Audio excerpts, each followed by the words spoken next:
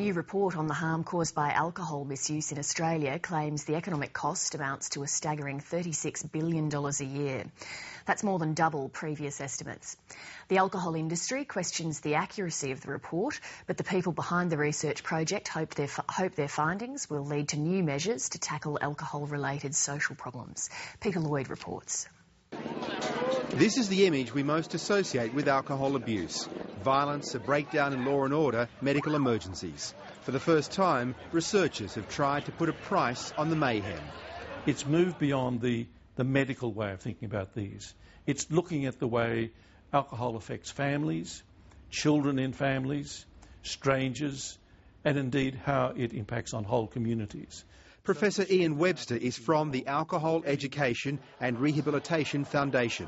It was established to change the way Australians drink. This research paper is meant to change the way we think. It's a shift in our thinking from a fairly medical public health focus to a social focus. The report draws on nationwide police and medical records, as well as an extensive survey of more than 2,500 people. It concluded that the total cost of alcohol misuse is $36 billion a year, that more than 10 million Australians experience some negative effect from other people's drinking. Almost 70,000 people fall victim to alcohol-related assaults, and 24,000 of those were classified as domestic violence.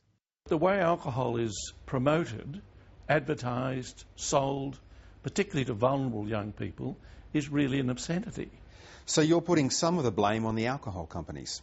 Well, of course, the way things are promoted, the very clever advertising, the very clever way of inveigling young people into thinking that by drinking alcohol they'll be successful at sport or in sexual activities, I think is extremely wrong and inappropriate, and we ought to be controlling that. Well, what about personal responsibility? Isn't the individual ultimately responsible for how much they drink? If you create an environment where it's promoted relentlessly, if you create environments where people congregate and drink in ways in which they drink heavily and there's often aggression in those environments, and when you make alcohol widely available all through the day and night, and when its price becomes lower and lower and lower, these are social factors which act against the idea of personal responsibility. And alcohol manufacturers tonight have hit back. It is doubtful that any mainstream economist would agree with these findings, which appear to be generated for an advocacy purpose rather than by dispassionate science. The report is a 234-page bid for further research grants. Of the street offence that police deal with here in New South Wales alone, well over 70% of them have alcohol as a factor. Police are at the sharp end of alcohol-related crime on a daily basis. The country's largest police force welcomes this report, but wants more studies to see if these findings are right. It's been an issue and a question that we've always been trying to work through.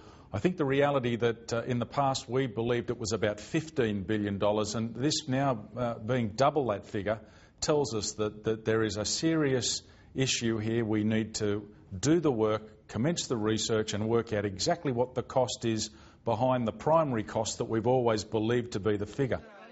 Professor Webster says his new study has attempted to go beyond crime statistics to analyse the impact of alcohol on family breakdown.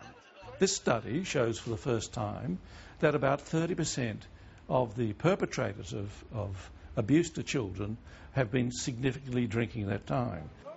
The report will be launched in Canberra tomorrow afternoon. Peter Lloyd, Lateline.